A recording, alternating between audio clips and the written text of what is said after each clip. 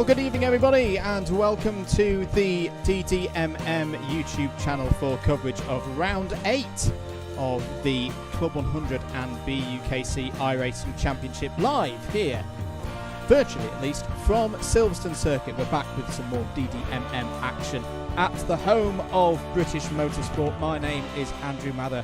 Alongside me in the virtual commentary box once again is my good commentary partner in crime, Mr. Howard Mitchell. Good evening, Howard. Good evening, Andrew. Good evening, everybody. It is the 13th of the month. Hopefully there are not too many Trisky decaphobes out there. Phobics of you amount. I don't know how to say that word. Why did I even attempt it? Hello, everybody.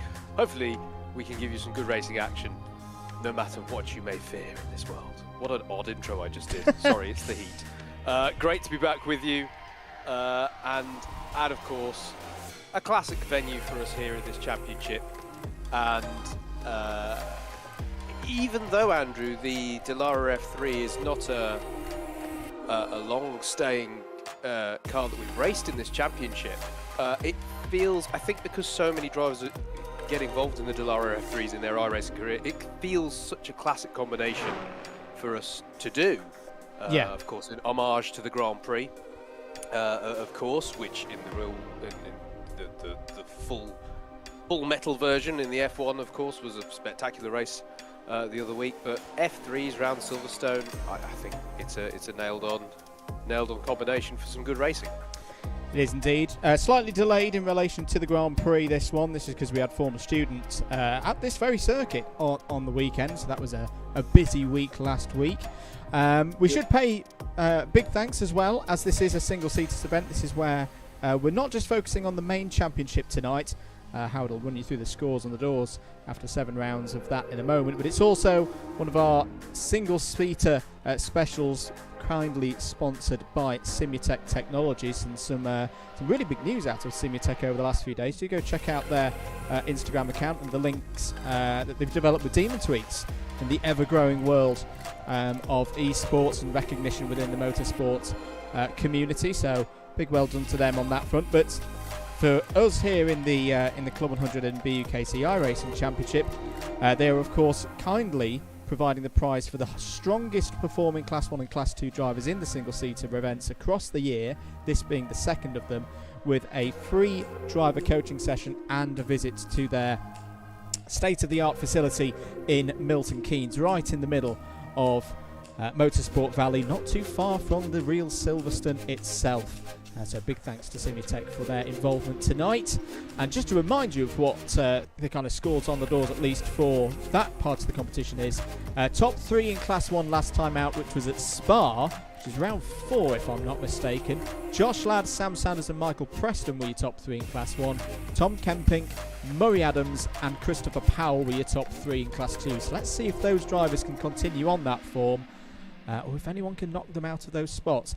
Howard, I think it's time to run through the scores on the doors there. How's the championship looking, though, at this middle stage of the season? Yeah, indeed. It is Sam Sanders who leads the way. We're going to have to go through this. I haven't got the graphic this evening, folks. Forgive me, but it is Sam Sanders who leads on 681 points. Michael Preston is next on 662. These are full score tallies thus far, by the way. There are drop scores to come into account, but we'll focus on those a little later in the season. We're just past the halfway stage here at the moment. So it's Sam Sanders on that 681, 662 for Michael Preston, and James Montgomery rounding out the podium so far on 648. Cameron Watson is next on 633, and then on 620 is Tom Dix. That rounds out the top 5 in the championship. Matt Hale leads the Class 2 standings, conveniently enough for me reading this out, 6th overall in the standings on 607 points. It's around 600 points that Andrew Dawson has in 7th overall and 2nd within Class 2. Christopher Powell, 3rd within the Class 2 standings, 8th overall on 596. And then it's just 3 points back to James Fremont on 593, 4th within Class 2 standings and 9th overall. Going to give a mention to Josh Ladd, who rounds out the top 10 in the championship overall at the moment. Class 1 driver, missed a round, which is why his total tally doesn't show him that high, but he's in the top 10, even if that drop score isn't taken into account, which I think shows quite how strong a season he's been having. And I'll jump down to 12th overall to find David Whitehouse, who sits 5th in those Class 2 standings on 563. And for anyone who was wondering, the word I was trying to get out was triskaidekaphobic. There we go. That's the word. Fear of the number 13. I have a fear of saying that word, it turns out. Someone tell me what the fear of that word, what that's called. Answers on a postcard. Indeed. Format for tonight, it's the usual for the F3s. The qualifying session will begin in less than 60 seconds time. The solo, everyone within their own parallel universe of a lobby.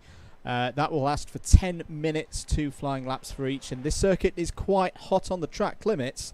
It's hot on the track limits of the Red Bull Ring at the weekend in the Formula 1. I think we may have the same here tonight.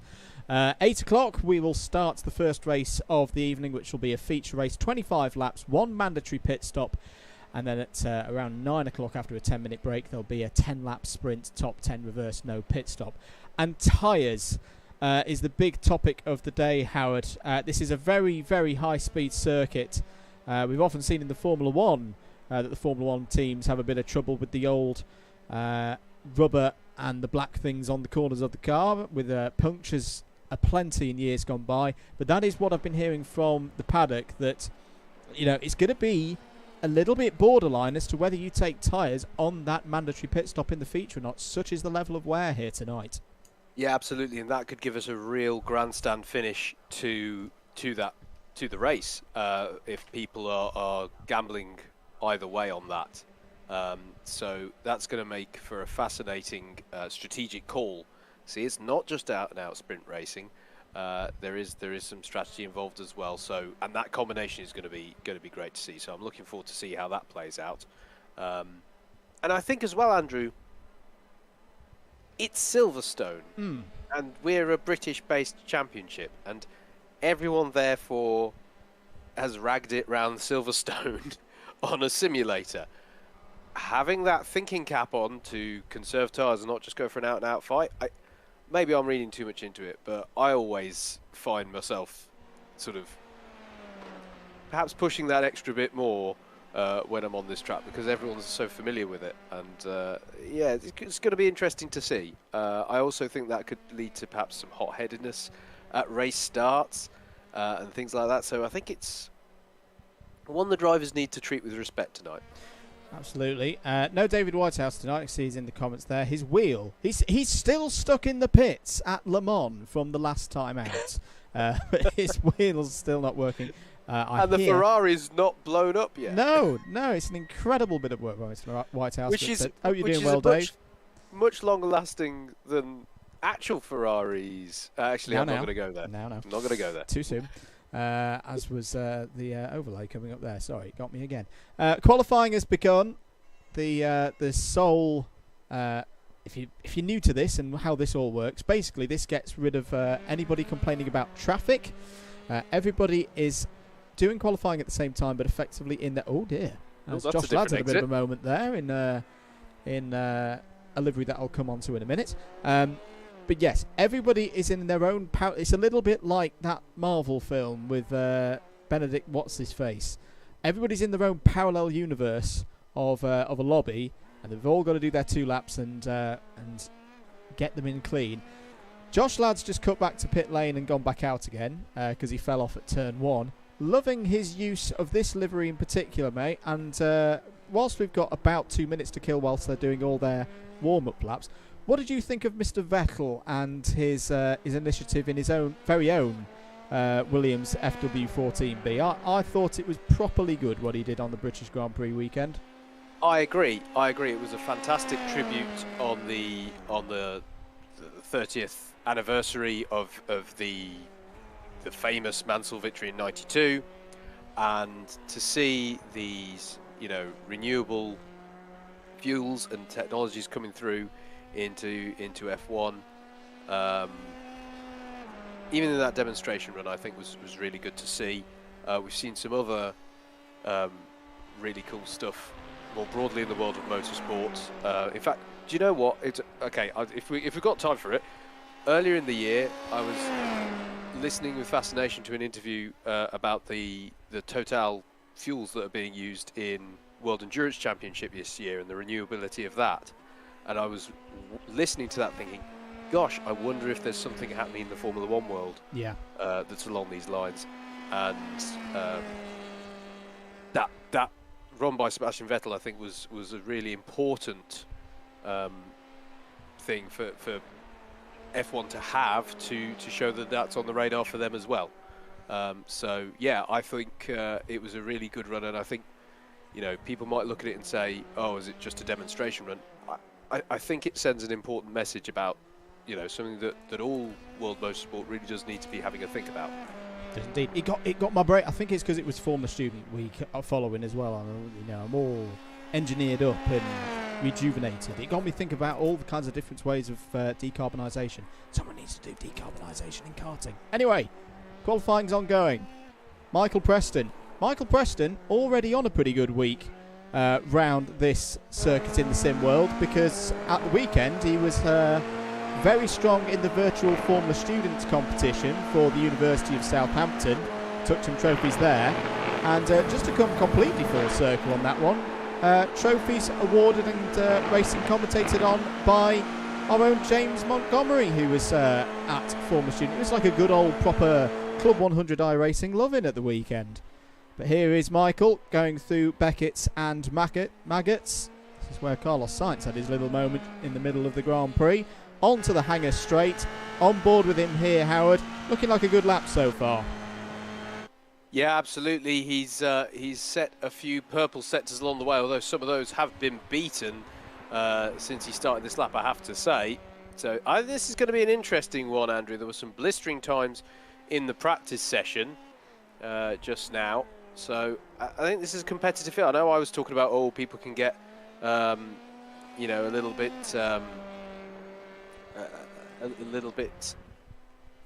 they can not take Silverstone seriously enough in some ways, if you like, or they can get a little bit, they drop their caution, they let the guard down. But the other side to it is that people are very well practiced around this circuit.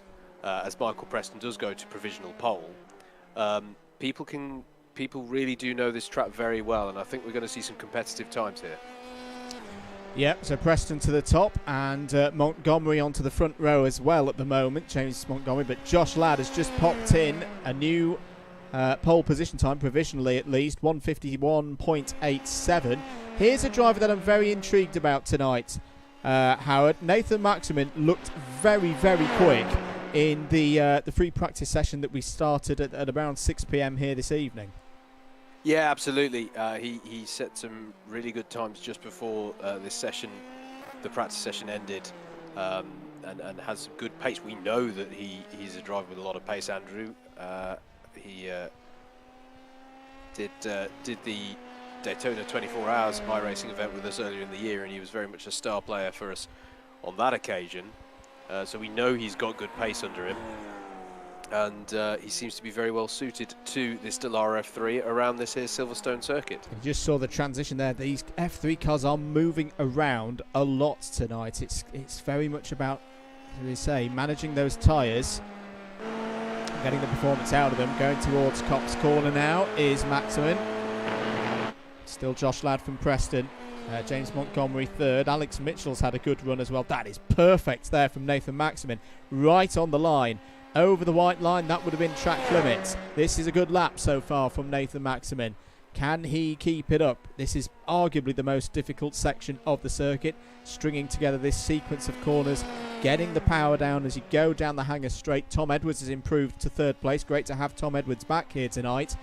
First time for him in this championship for a while, 152.518. Sam Sanders at the moment. Oh, Sam Sanders improves to third. He's onto the second row of the grid with a 152.38, but we're staying on board here with Nathan Maximin. It's looked clean so far into the final couple of corners, getting a little bit crossed up there. Through and into Club, round the final corner he goes. What's the time going to be? Is it going to put him near the front row? Oh, yes it is. It's going to put him on the second row of the grid. 152.344.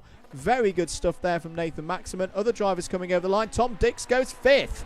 5th place for Tom Dix in the McLaren liveried car there. On to row 3. Who else is still out there?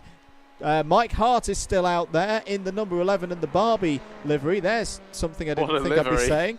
Well, Mike Hart at the moment, 11 in P11. Can Hart find anything here in the latter stages? That's a good line through Abbey and Club. Is it going to be the kind of time that Mike Hart needs to stick him in the top half? He's outside of it at the moment. He goes 10th. So he'll be in the middle of the grid there. But it's lad from Preston, Maximin, Sanders, Dix, Edwards, Montgomery, Mitchell, Matthew Whitefoot, continuing that great form that saw him part of the winning effort in the Pro-Am race at Le Mans, is 9th and fastest of the Class 2 drivers. Mike Hart 10th, Adrian Goodwin 11th, Tom Kempink 12th, Ben Bennyworth 13th, Greg Brown 14th, Christopher Powell 15th, James Fremont, Murray Adams, JJ Aston, Alan Curtis, Ian Sumner and Matt Hale.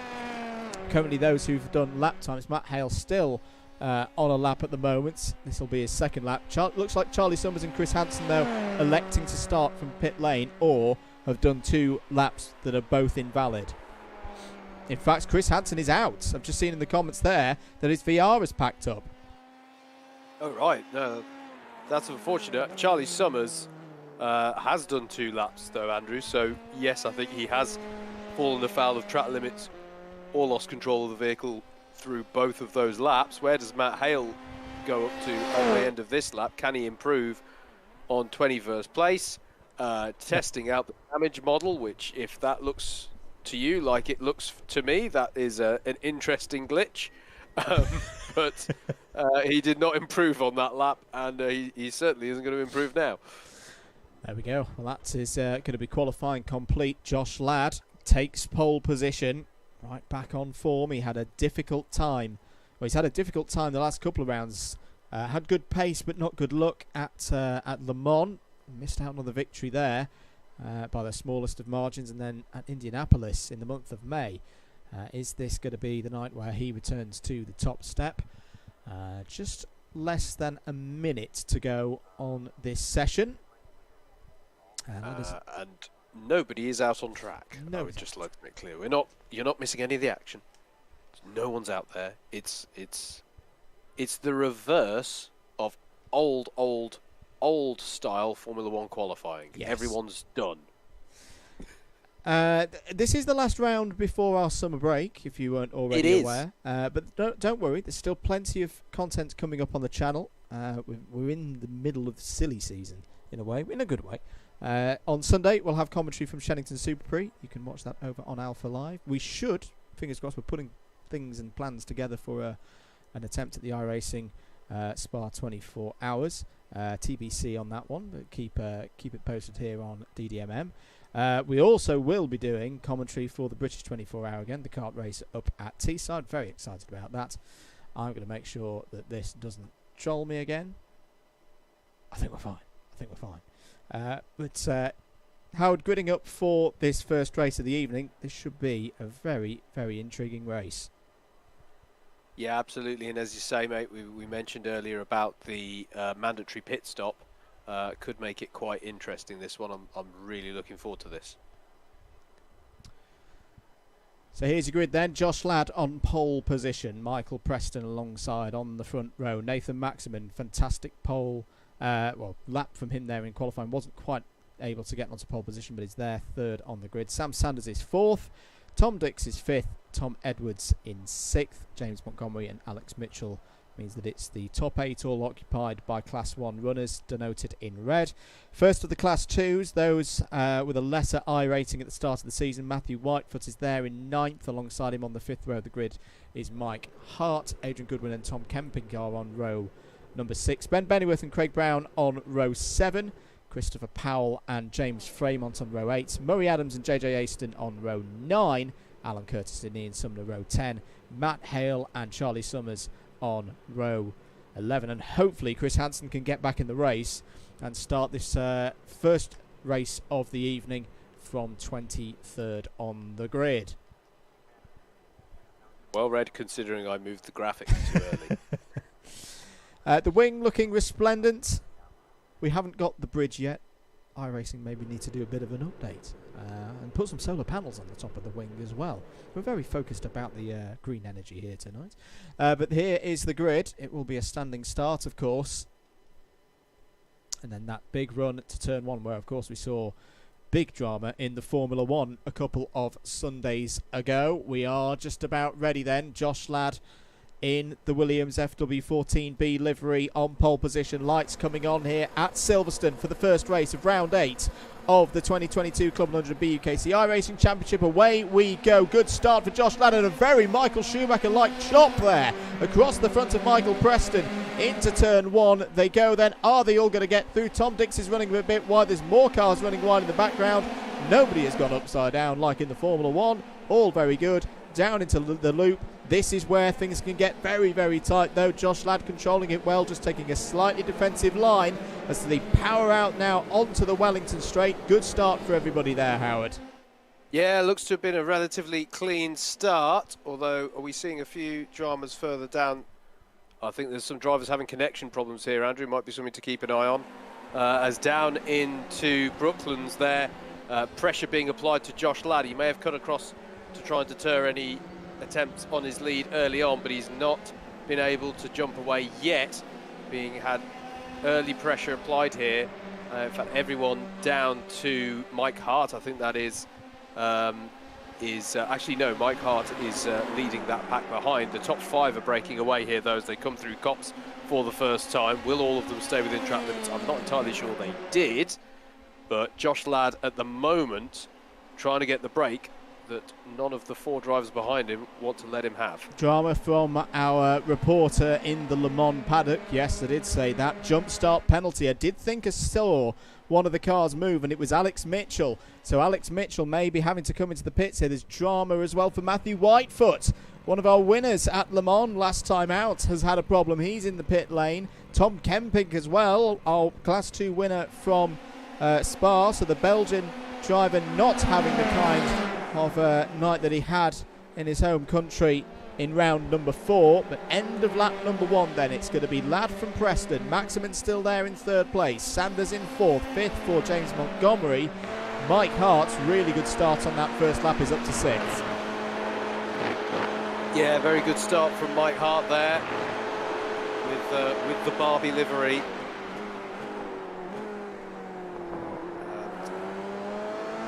Bit of a gap now opening up for Josh Ladd. Further back here with another livery I very much appreciate. It's widely regarded one of the prettiest that ever raced in Formula 1. This is Craig Brown chasing Tom Dix over 8th place. Oh, we've got a drama here, Andrew, for Matt Hale. Matt Hale facing the wrong way in the middle of the loop there. Did he get synoded? Who knows? And Alex Mitchell can be added to the ranks of those in the pit lane as well, Andrew. Yeah, I think this is Alex Mitchell serving his penalty. Meanwhile, James Montgomery and Sam Sanders going at it, and off goes James Montgomery. Oh, now I think, well, no, how has he recovered that? That is remarkable from Monty. I thought he was going stage off left and having a bit of a meeting with the new Silverstone UTC on driver's left, but has somehow managed to get it back together. Now, what I reckon happened there, Howard, is that the front wing of Montgomery just got caught in the rear diffuser of Sanders. There may have been a little bit of a glitch there, but how we've still got both of those cars in the race, I do not know. Yeah, absolutely. As you say, I thought he was going to fill in an admission form for the college that's out there in reality. But yeah, he's survived that one surprisingly well, and will now look to get back onto the tail of Sanders. So, drivers this, who were... Sorry, Andrew, down the Hanger Straight, going 3 wide. This is further back in the order. This is Christopher Powell battling with Tom Edwards and James Fremont. There's a car without a front wing in all of that as well. That's coming into the pit lane. It's Tom Edwards. So Tom Edwards returning to the championship tonight, running the... that was the Tesla on Red Bull a few years ago. Charlie Summers as well, Andrew. Charlie Summers to the pit lane as well. Yep. In fact, there's plenty of action here in the pit lane early on. Yep, so drivers already thinking about that pit stop and getting it out the way. JJ Aston is in. Fast repairs in action as well, so at least that's a saving grace for Tom Edwards. Away he goes.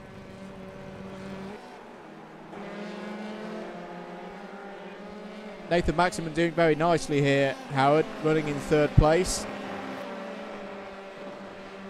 Yeah, absolutely.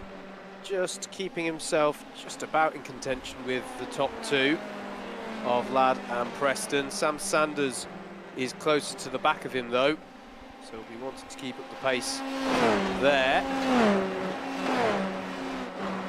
Already this group of 5 ahead by some 3 seconds. So this is going to be interesting to see if anyone can get on to challenge them later in the race through the pit stops. This is further back, recovering Matt Hale, as that's Tom Kemping going wide in front of us.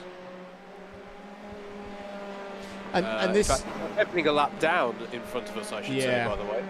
This circuit as well, with it being so on the edge all the time, it's one of those circuits that, okay, maybe down the hangar straight you can have a little bit of a relax, but it's a corner. It's a circuit I always feel where each corner you are on the edge, and if you push a little bit too far, it bites. And I just wonder for some of these drivers who have had problems in the early stages, they've just got to keep going with this, because it's a long race, 25 laps, and a lot can happen. If you feel hooked up around here, Andrew, it feels awesome. If you're a bit out of sorts or you're carrying a little bit of damage, albeit we have fast repairs, but you know, if a driver picks up a bit of damage and they've already done their mandatory stop, then they're going to try and nurse it to the end 9 times out of 10.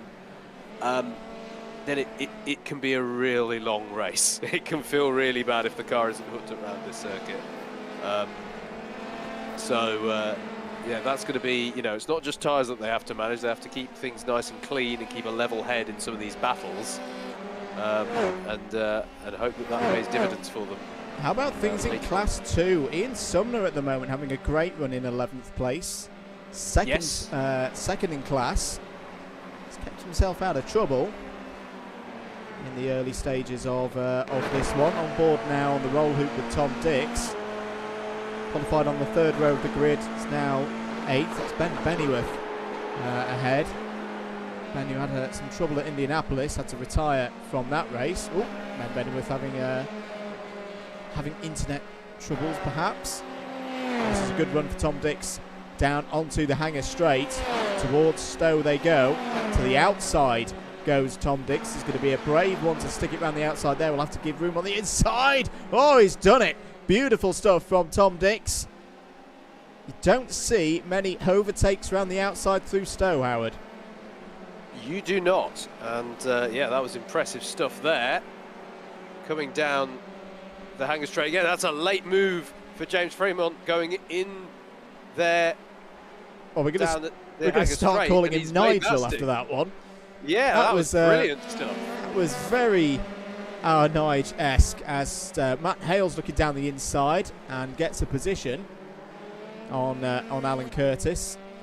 James Fremont, and he's got the old school livery. That was an old school move down the hangar straight there. Yeah, almost had it pretty much done into Stowe. I thought he was going to lose control for a second. He moved direction so quickly there.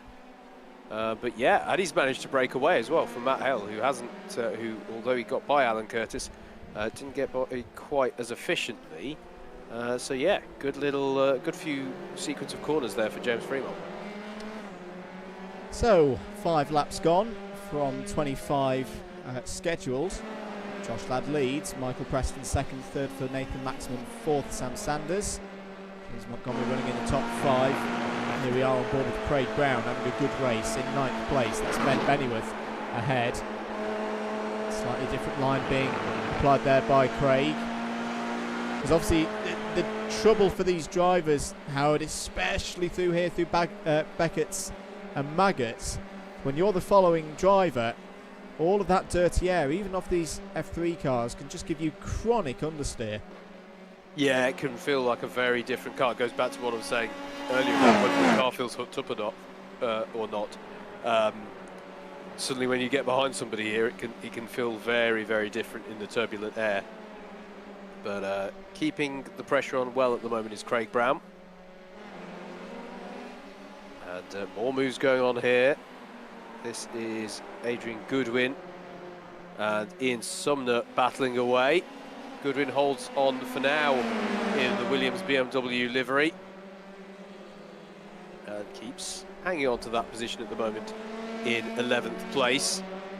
Goodwin a Class 1, Sumner a Class 2, so we won't be competing against each other for the Simutec Technologies prizes. Big thanks to Simutec Technologies, our proud sponsors of the single-seater events for this year's Club 100 and BUKC iRACIng Championship. Best performing drivers in Class 1 and Class 2 receiving prizes there to go and have a free coaching session with them in Milton Keynes. Here's your race leader, Josh Ladd. Well, I might say that the Williams eSports driver doing Williams very proud at the moment in this livery. Gap to Michael Preston is 1.86 seconds. But a long way to go in this, Howard. Traffic may start coming into play soon as well. And there is still that mandatory pit stop to deal with. Yeah, absolutely. And none of our major front runners, I think, have gone for it yet. Problem for Nathan Maximan, slowing in third place. I wonder, is that a slowdown penalty? Because he pulled over to one side halfway down the hanger straight. And it means he's lost third place. Sam Sanders has got through.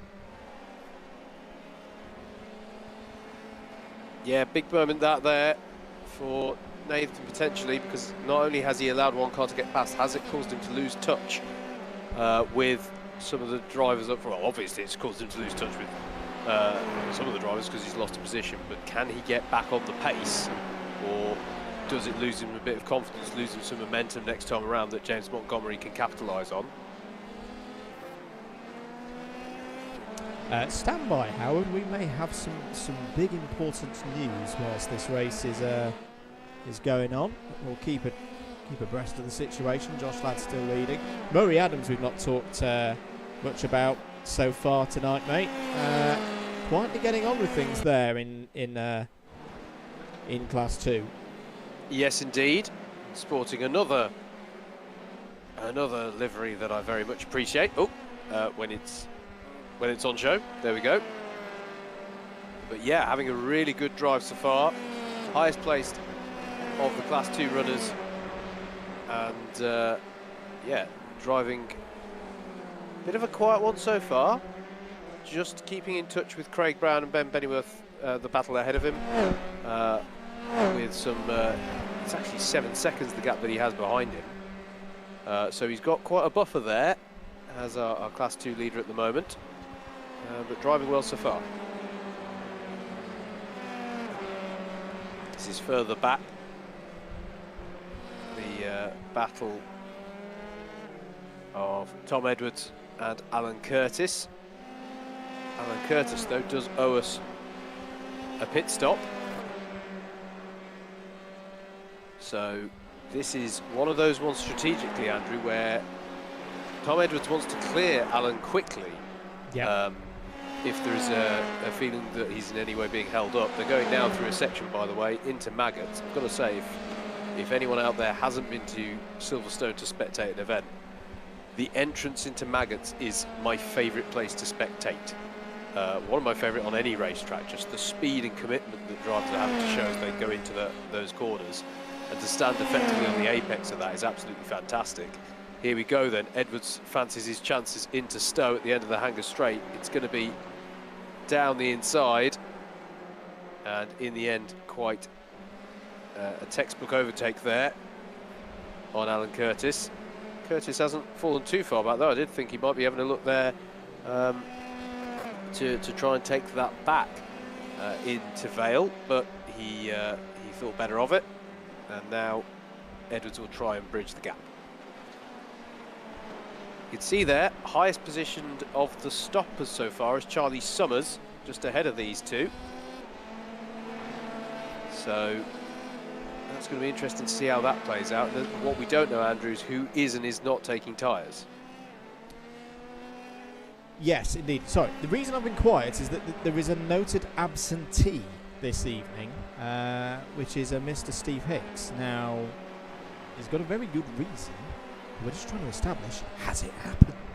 Ah, yes. We don't know whether it has or not, but if Steve and Laura are watching or listening, Laura, a pusher like a hell. And if you've already pushed her like a hell, congratulations. But we're all thinking of you here at DDMM. Hope you're enjoying the coverage in a strange way whilst all of that's going on. And prepare for no sleep. How's your sleep, Howard? Not great. That's all I'll say. Just not great. Lap 9 then. Josh Ladd still leading. Into the pits comes Ben Bennyworth, number 96. We didn't have any penalties, I'm glad to report, for drivers doing a sneaky and trying to use the pit entry as a way of shortening their qualifying laps. Drivers were told about that. Good battle here going on between Tom Dix and Mike Hart. This is now over 6th position. We'll be patient here. Sorry, Howard. No, in total agreement. Good little battle here. I think it changed around a lap or so ago because it was Mike Hart ahead before, I want to say. So Mike Hart in a Barbie world at the moment, but it might not be fantastic because he'd really like to be ahead of Tom Dix. You would indeed. So the race continuing, getting to this middle part of the race where I think drivers who are just taking care of those tyres, highest placed driver of those who have stopped, interestingly, is Charlie Summers. Indeed, yeah. That's an interesting one to see how that pans out. Is that a drama there? Yeah, seeing Sumner having a problem. And he's lost 2nd place in Class 2 as a result of all of that. James Fairmont has gone by.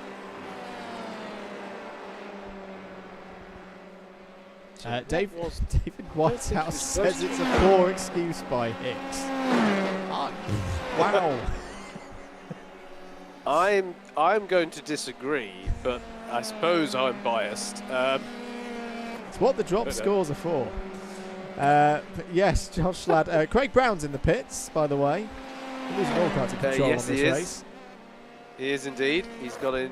Well, he's entering the pits now in the mild 7 Renault livery. He's even got a Fernando helmet on as well. Very good. Bit of porpoising as he comes down pit lane there. No, not really. I'm not sure the ground effect of the Dallara F3 is really up to that myself, but yeah, we can dream. Looks so far though, mate, that most drivers not going for tyres. Just a little bit of fuel. Yeah, absolutely. Drivers feeling that they can manage this one, and track temperature at the moment, I believe, is 36 degrees in the sim. So it's positively mild. It is by the standards we're seeing in the UK at the moment. It's over 50 degrees on Saturday and Sunday for former students. Quite crucially though there, Howard, I think Craig Brown has jumped Ben Bennyworth, or at least gapped him by quite a distance with that pit stop. So good work there from Craig. Yes. Yeah, it's best part of 5 seconds I think that's between them now. As this battle over 6th place continues to rage on. Mike Hart in the slipstream down the Hanger Straight. Is there anything into Stowe? The Hanger Straight into Stowe is a really interesting one for me, mate, because it's such a high-speed corner, Stowe. It's not perhaps what you'd see in a lot of more modern circuits, where it's a long, fast straight and then a big braking zone into an obvious overtaking opportunity. Yet you can overtake into Stowe. It's just got to be done a bit more boldly. Yeah. So it's an interesting.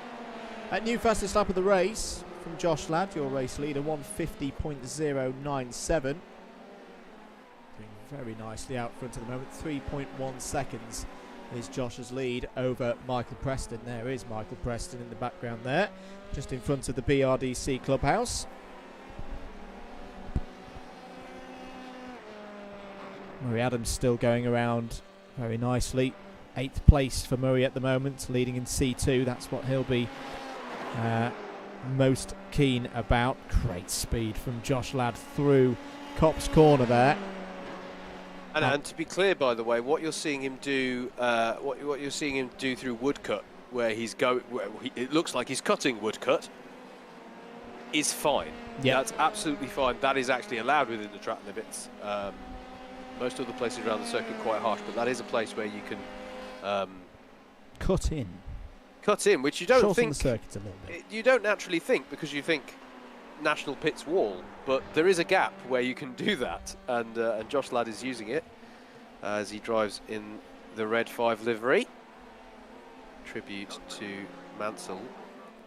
Proportionately, the 1992 pole lap, proportionately the best pole lap in Formula 1 history. Yes, that was a bit of a special car. That a little bit before my time, but nonetheless, and great to see it at Goodwood a few weeks ago as well.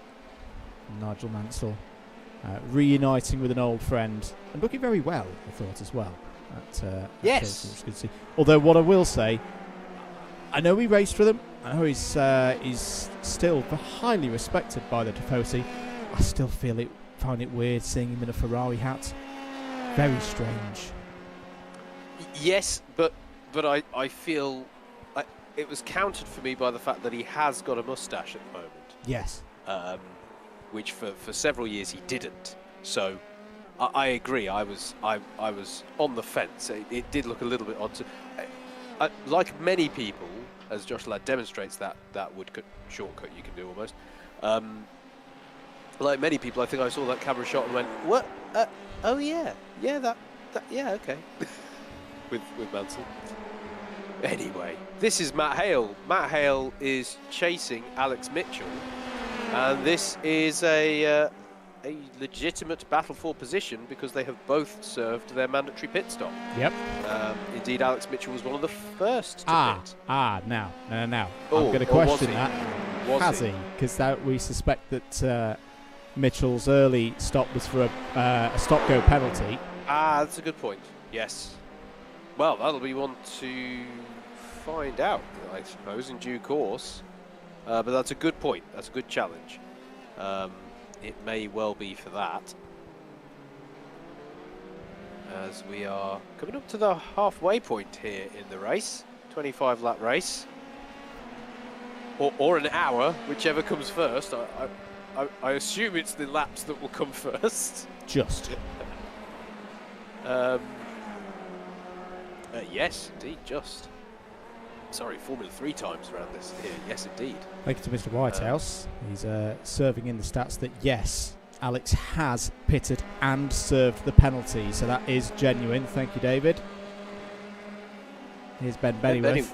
Just keeps finding battles this evening. This time he's tracking Ian Sumner, currently running second in Class 2, and he'll be wanting to not have too dramatic a battle here, because what it allows is James Fremont to get on terms, except no it doesn't, because James is going to duck into the pit lane. I'll tell you what I am finding interesting here tonight, Howard, is a noticeable increase in performance for some of the drivers who were paired, and I'm thinking Ian Sumner as a case here, who was really unlucky at Le Mans, that had connection issues, and we never got to see the new pace or the work that had been done between Ian Sumner and, in that case, Michael Preston. But I think we're seeing it here, and it's one of the things that we wondered about with the Pro-Am events that was round number 7, that some drivers would learn a bit, find things out with their faster teammates that they hadn't found out before, and that they'd be able to convert that into performance in other cars. And it's a really good point. Yeah. It's a really good point, and I agree. This is a really good drive from Ian, and it is partly, partly we just wanted to have, the sort of spirit of Le Mans, as it were, with endurance teams, and to have driver, team racing in the Club 100 Championship, but definitely an aspect of it, as we discussed during the event. Not least with Steve Hicks, as that's a bit of a dodgy run through Cops. I think they're free in. I think that's going to allow the position to go the way of. Oh well, now I'm confused. Why isn't timing updated at my end? But it was nevertheless not a great run through Cops then. But we wanted the event to do that. That's exactly what we were hoping for from that Le Mans event, and to get the mixture of experience and skill level to try and share the knowledge, as it were, throughout the field. And I agree with you that we're seeing some of that this evening. Adrian Goodwin in the pit lane, wearing one of my favourite Formula 1 liveries of all time. I do like that livery a lot. It's what I felt was underappreciated when it was a thing. But when I look back at it now, it's like, oh, that were good. I like it even with the walrus nose. Yes. That sort of thing. It looks good even. It looks good with that. In fact, I don't know, it's an unpopular opinion. I really liked that walrus nose back in the day. Goodness me. Battle raging on between Sumner and... Whoa, there's a bit of a moment there for Craig Brown out on the dirt, and that's what Silverstone can do to you if you get a little bit wide and off the black stuff.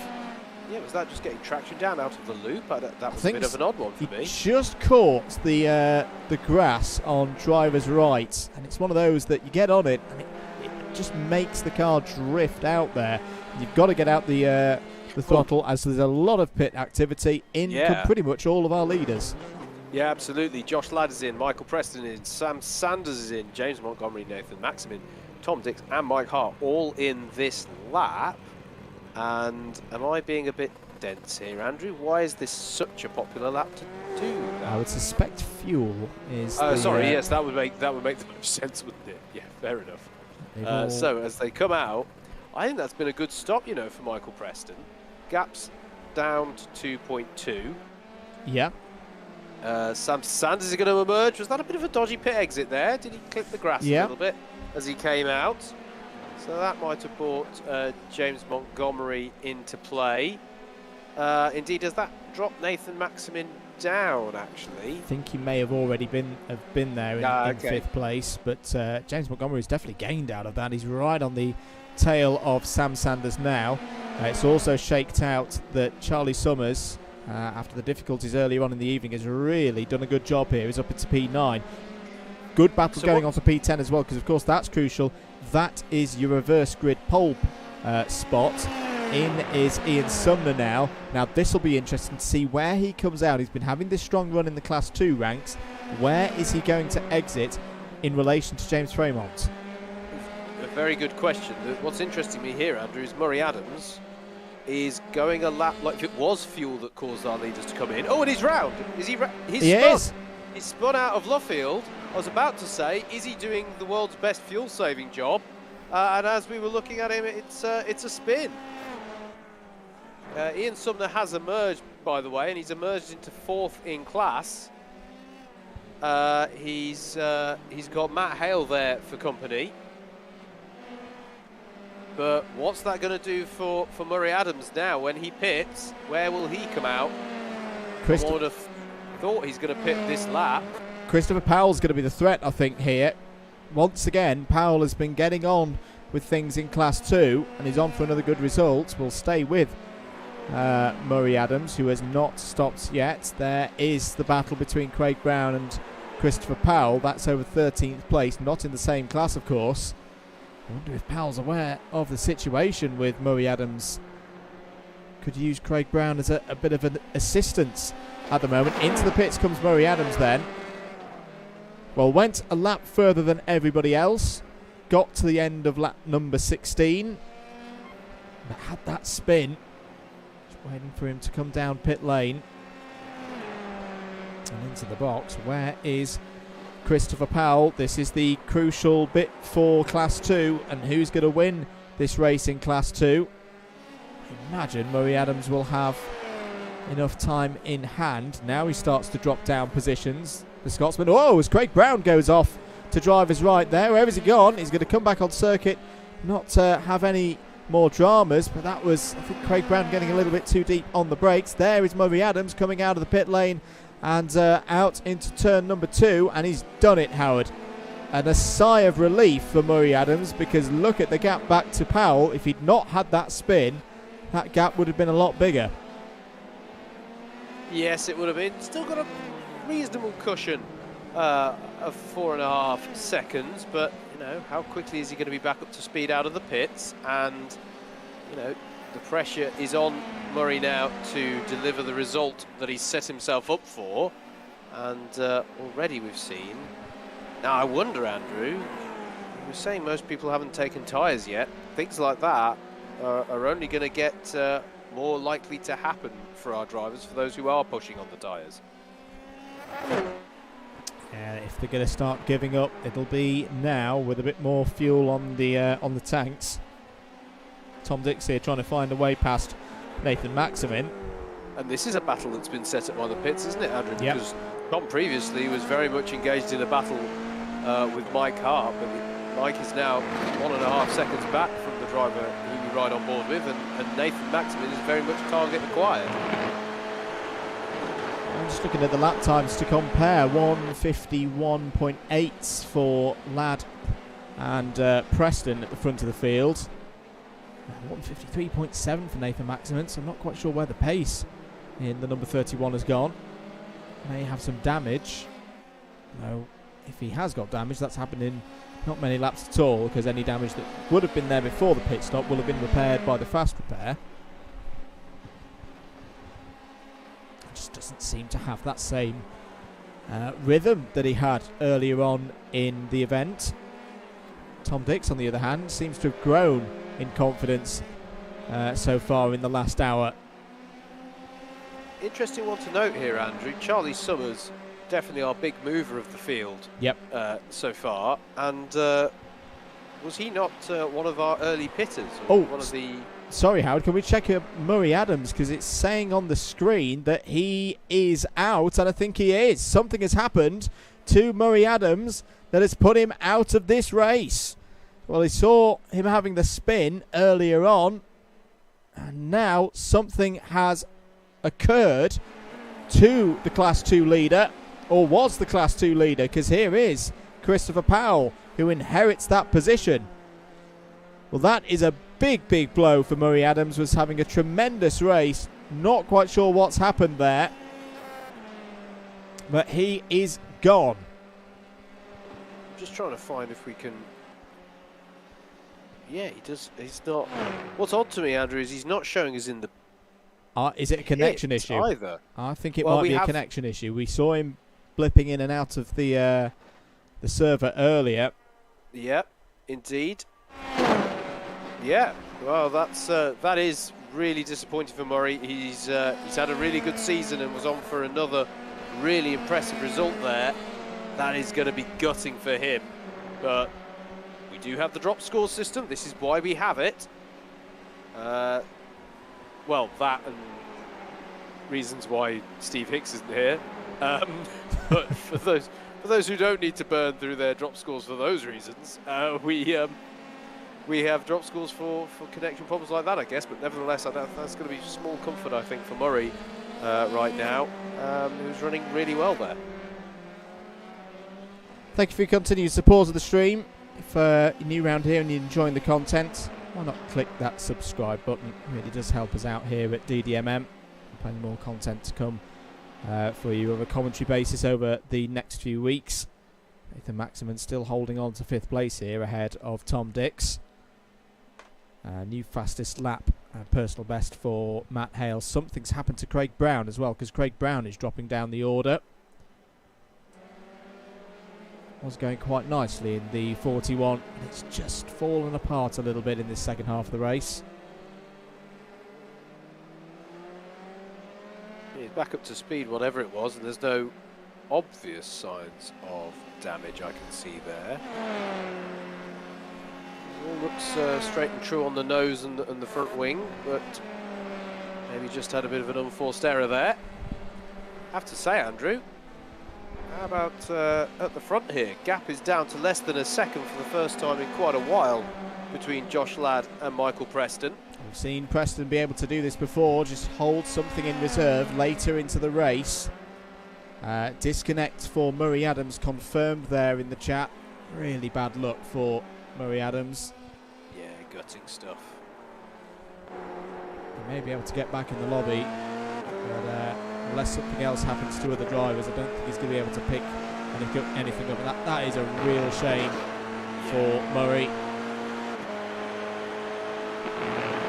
On board with Preston through Copse Corner. This is where the former student cars were in action at the weekend. Shooting down towards Maggots then. Well clear of the rest of the field. James Montgomery having a great run in third place ahead of Sam Sanders, early championship leader in this season. I feel it's also a little bit of what might have been for Alex Mitchell. As you've seen, yes, he's popped in a new fastest lap of the race for that car, 1:53, but down in 13th place. Is not even at the moment going to be taking advantage of the reverse grid for the sprint in race number 2. Yeah, absolutely. It's going to be interesting to see what he can do in that second race, but yeah, it's a difficult one for him at the moment. As always, another moment for Craig Brown at the side of the road, or was that really getting out of the way of the front runners? That seemed particularly slow there off of Club. And I wonder now, if Craig's had a couple of spins, are the tyres just gone? If he's not changed them at the pit stop, which I don't think anybody did, I think everybody's tried to brave it out. He's had a couple of spins and, you know, damaged the upper surface of those tyres. It's something that you can see sometimes with the tyre model here on iRacing. This battle still going on between Nathan Maximin and Tom Dix over 5th place. Mike Hart and Charlie Summers. This has been a great drive from Charlie Summers when you consider how far back he was in the early stages. And pitted early as well, did something a little bit different on the strategy. Yeah, it's paid off really well for him, and I mean, tyres should be broadly, so long as he doesn't run out of fuel on the last lap, I think he's going to be able to. Oh, and there's a change here. Christopher Powell has been overtaken by Alex Mitchell, which isn't too bad a news for Chris Powell. He's still got 8 seconds over James Fremont behind him, so still able to comfortably have one hand on that Class 2 win. But yeah, Alex Mitchell getting by, and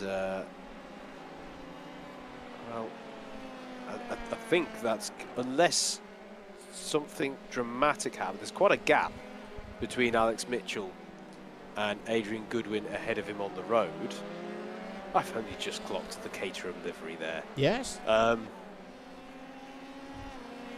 That's one you don't see very often. I like that.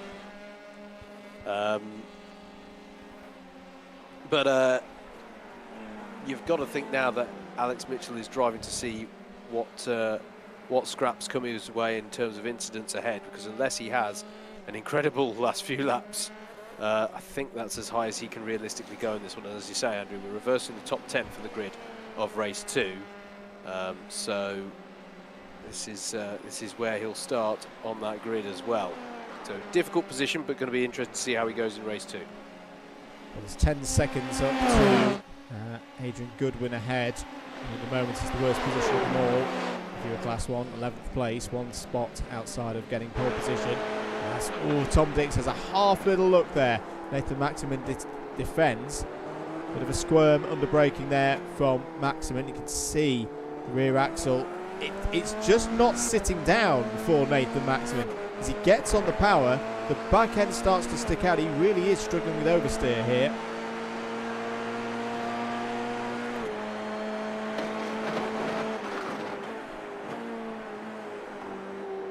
All over the curb there. And here the tyre's not happy at all, and Tom Dix is getting closer and closer. Nathan Maximin is a very shrewd racer. Very good at soaking up pressure is Nathan. I've seen that in the Club 100 Gran Turismo leagues over the last few years. Some of the battles that he's had with Ryan Sandler in that competition.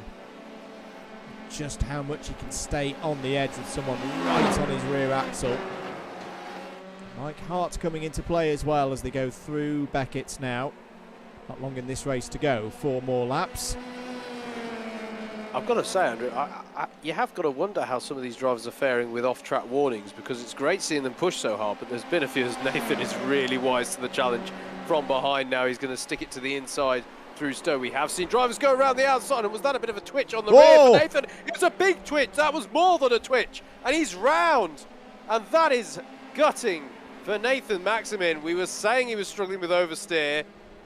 Now, I have to say, Andrew, if a driver, we know Nathan is a good peddler, if he's struggling with the tyres, you've got to wonder who else is in that position. We know that Nathan's been pushed very hard all race, pretty much, or certainly in the second half of this race by Tom, so maybe he had to be on the limit more than others. But that raises some questions for me about the tyre wear. Well, Nathan did very well there to keep that out of the wall. You just see he flicked it back again as, there's what's happened here? That's Alan Curtis.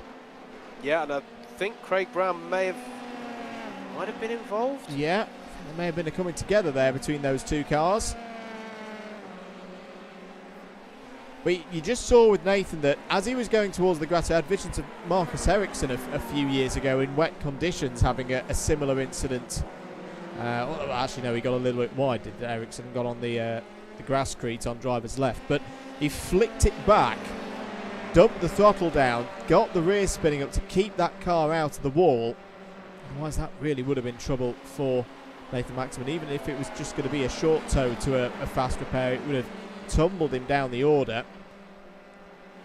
Instead, it just puts him in 8th place. Here is Charlie Summers, who we've not seen a lot of in this race, but it's been fantastic. Had to go from the back of the grid. He's gained 15 places. Absolutely, just wanted to highlight that. Yeah, really, really good stuff from Charlie Summers, and he's going to start, Andrew, 4th on the grid as it currently stands for the second race. So really played himself into this one nicely. And with it only being a 10-lapper as well, if Charlie gets a good start, it could be very, very hard to catch if you're the likes of Sanders and Montgomery and Preston and Ladd, who are still there at the front of the order. Speaking of which, this gap has closed down quite nicely here, Andrew. Preston is pushing hard here to try and give us a bit of drama at the front in the closing laps. And there's some traffic ahead. Matt Hale. There is some traffic ahead. Yeah, Matt Hale indeed, gap down to less than half a second, or just hovering around it, as you can see. Just looking at the pace, they are going to catch Hale. I think they're going to catch Ian Sumner as well, who's just round the corner from this trio. It's not too far ahead.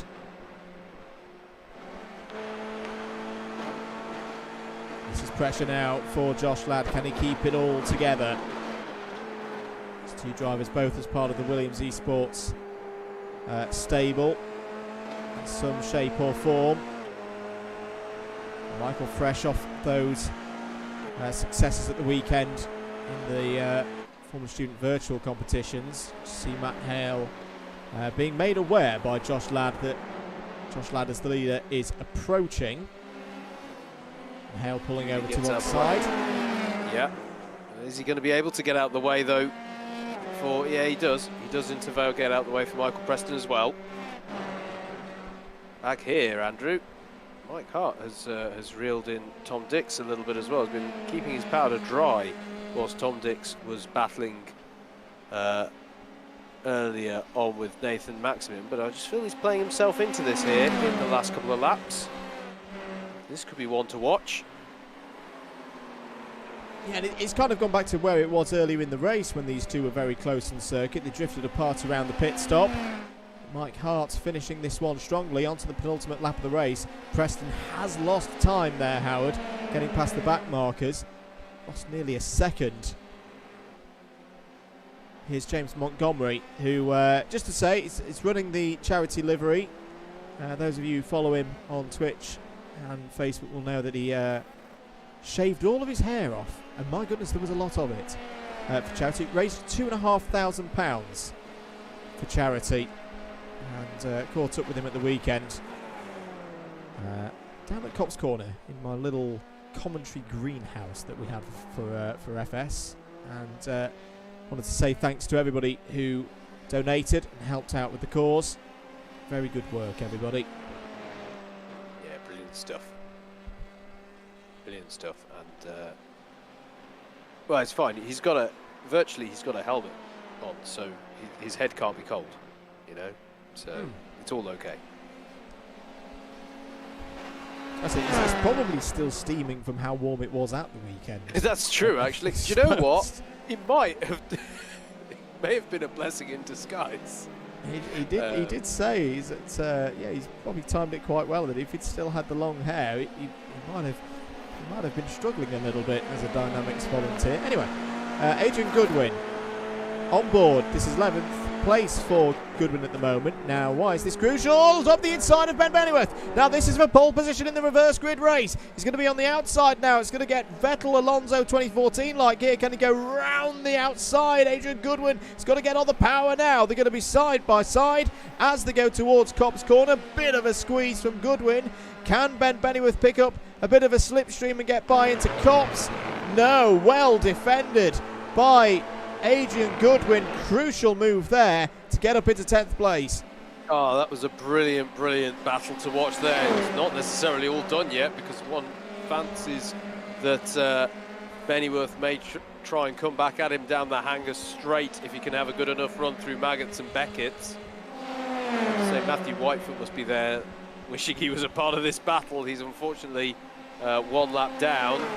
We'll reset for the second race. Is there an opportunity for Bennyworth to be from a long way back into snow? And he's going to, I think, push a little too hard maybe on the corner entry and lose just a bit of time.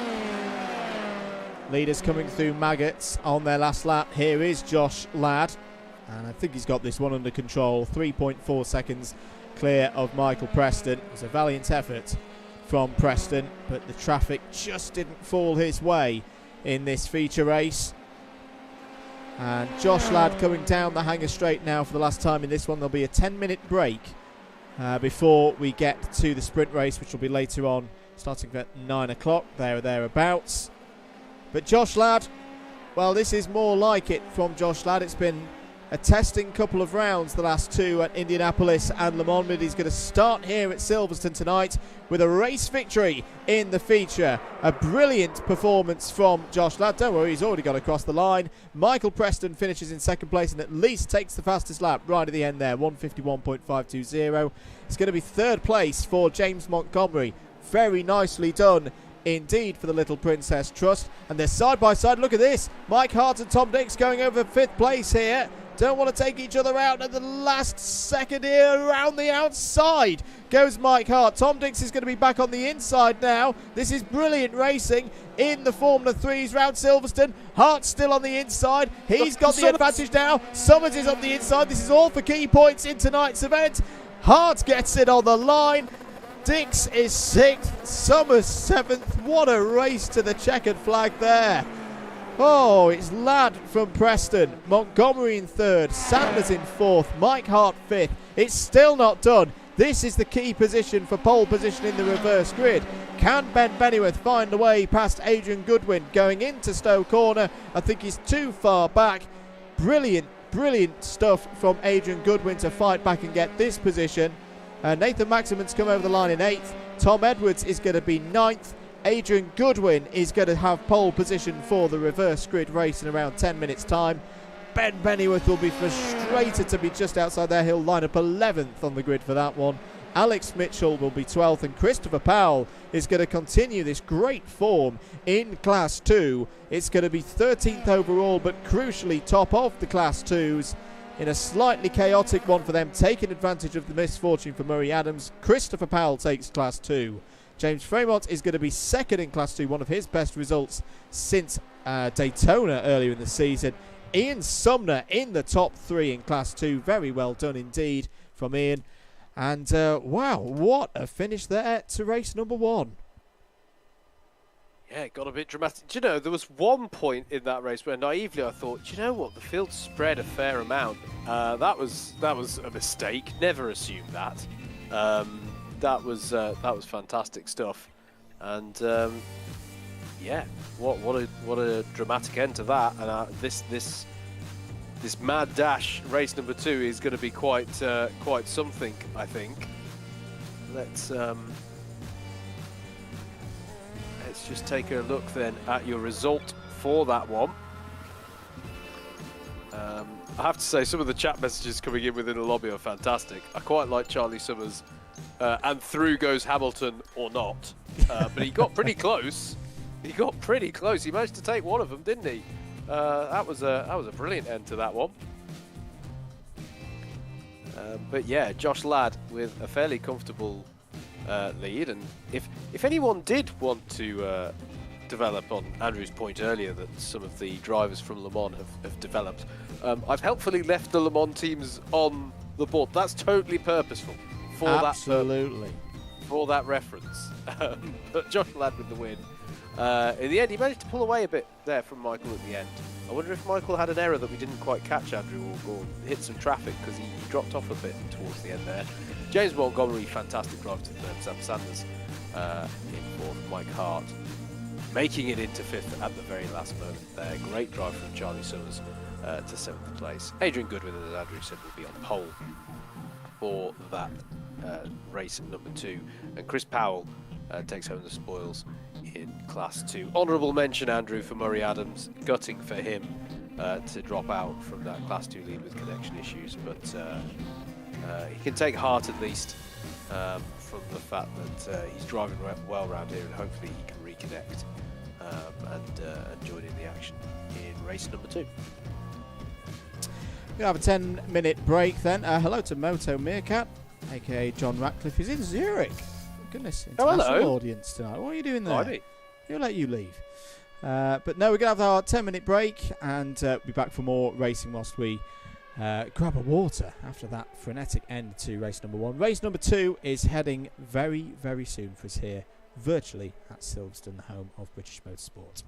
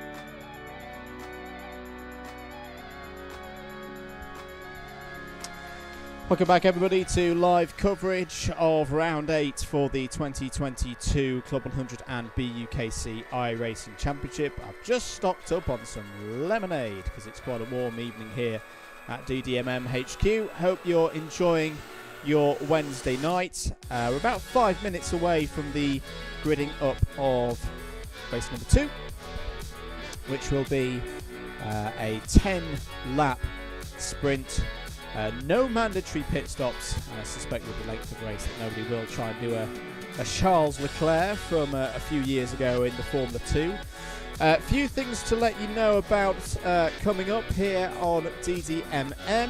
Appreciate it. It's been a little bit quiet on the YouTube channel in recent weeks because well, we're in the midst of silly season.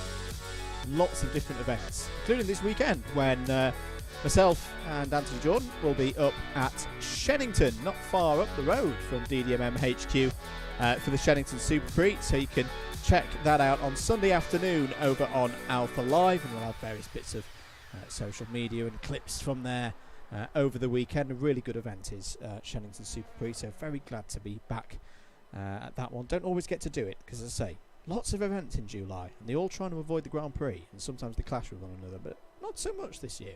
It's not too bad. The following weekend, this is still a TBC, but we are hoping to have an effort doing the iRacing Spa 24 hours, and keep your ears peeled for that one. The following weekend, so this will be to finish July, we've got the British 24 hour, and we will have commentary box, comms, cam, live, whatever we want to call it for that one. The standard team, I think, for that one should, well, pending nothing changes, of course, because we're still in that era of history. Then the weekend after that, we've got some Super 1 Wilton Millage for you, so the penultimate meeting of the year for Super 1 on the first weekend of August. And if you wanted to catch up with that, we were at Fullbeck a couple of weekends ago.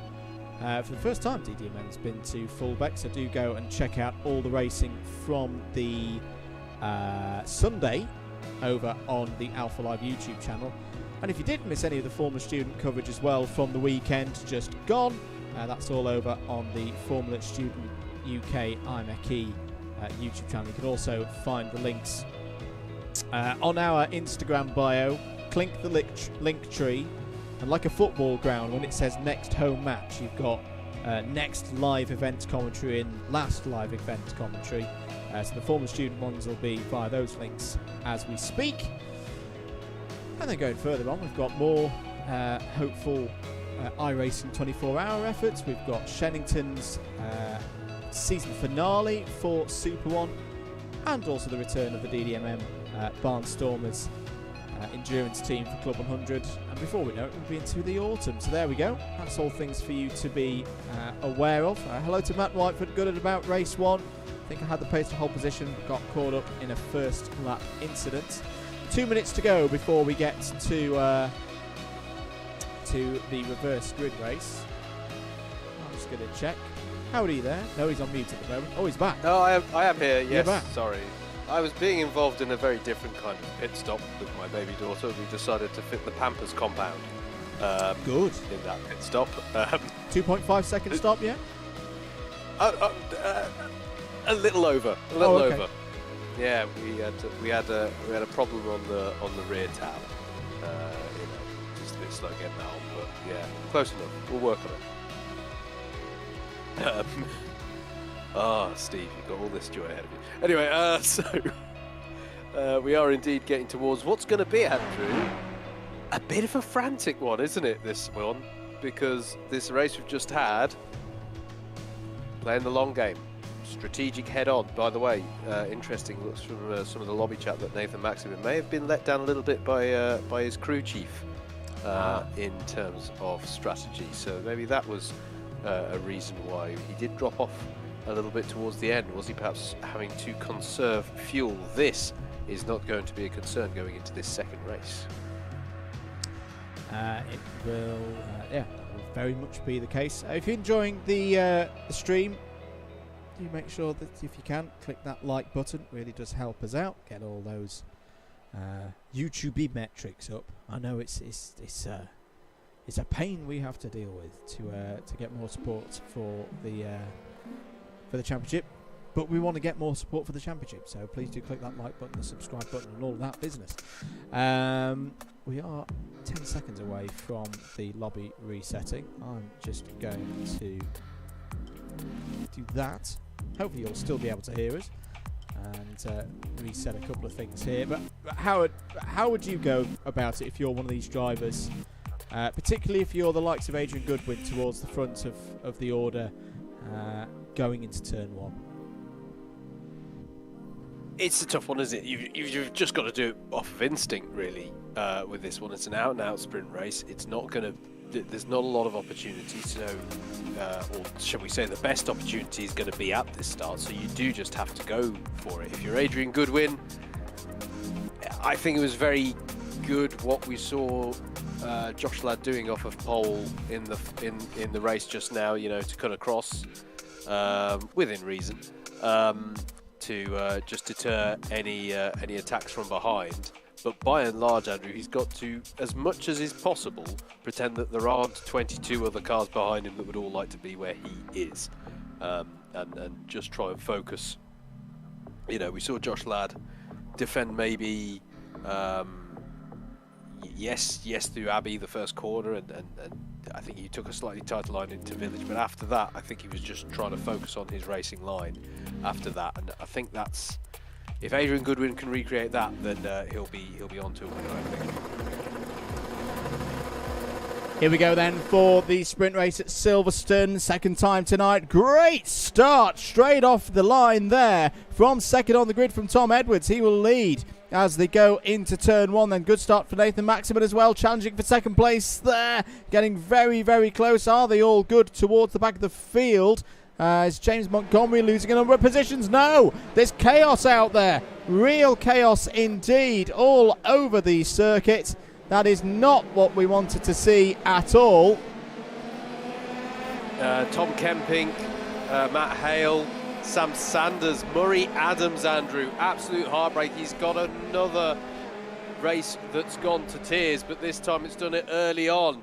He's got nose damage, and that's going to be so frustrating to nurse round to the pits. And then, of course, he's got to visit the pits, which was not in the game plan. Yeah, that may be a safety car out there for the drivers.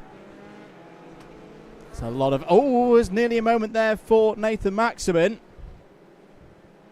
And yes, the safety car has been called for that one.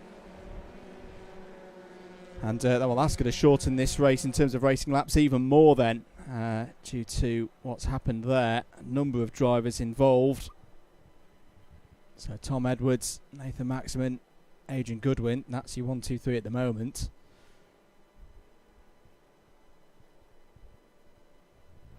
Who did survive? Oh, I can see Tom Kempings there in the Belgian colours. Yeah, but he was around, I think, Andrew. He was involved, so he's lost out something there. Although arguably he was towards the back anyway after some dramas in that first race, wasn't he? But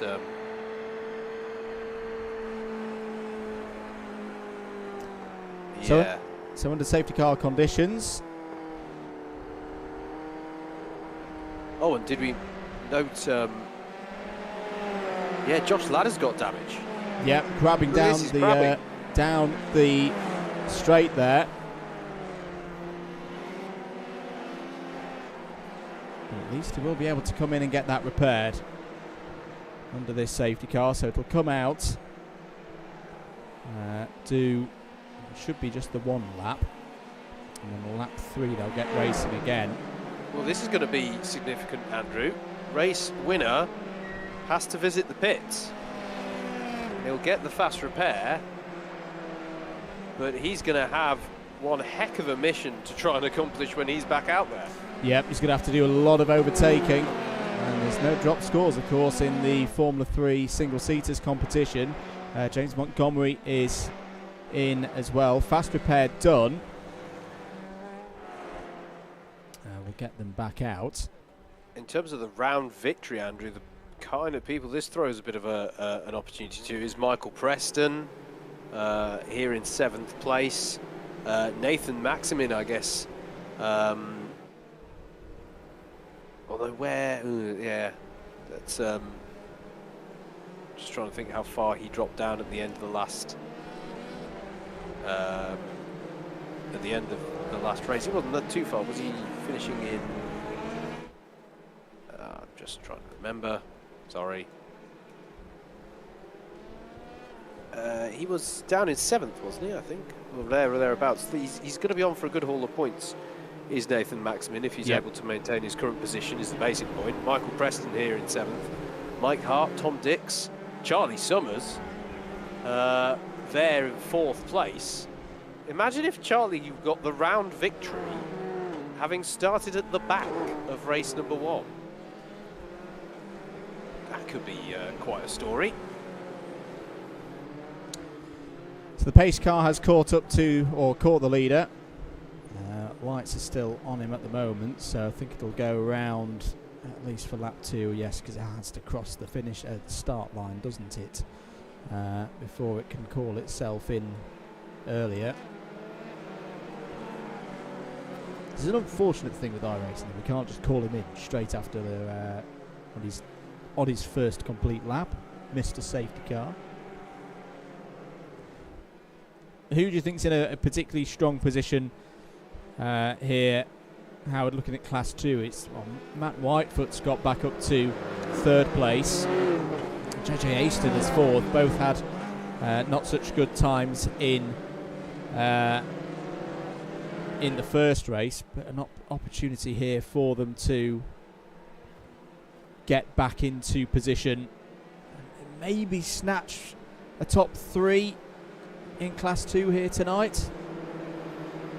Yeah, absolutely.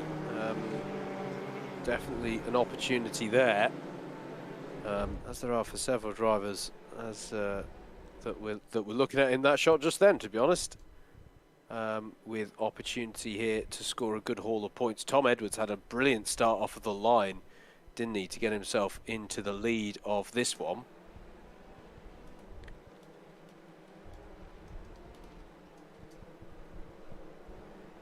So I think the safety car will go remain out for one more lap.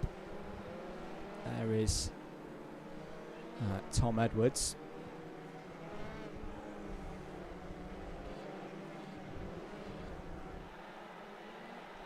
So yeah, the safety car will go around one more time. It will cross the line. It will receive the instruction to pit at the end of the next lap. This is when you get at this speed, Howard, it reminds you, actually, Silverstone's quite a long circuit. It is, yeah. It is that. It is that. Thankfully, we usually get to enjoy it at slightly higher speeds. As we were saying, Andrew,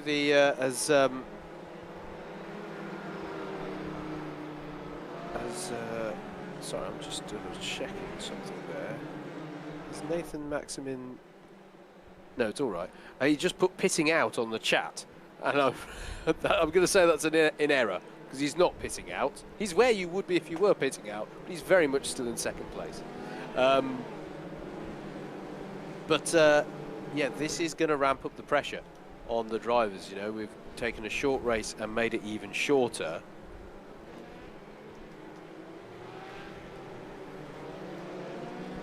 And so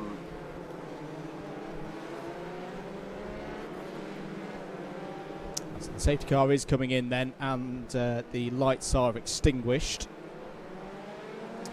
Yeah, I think that there have been, cleared by the admins, a few of iRacing getting a little bit trigger happy with the old black flags.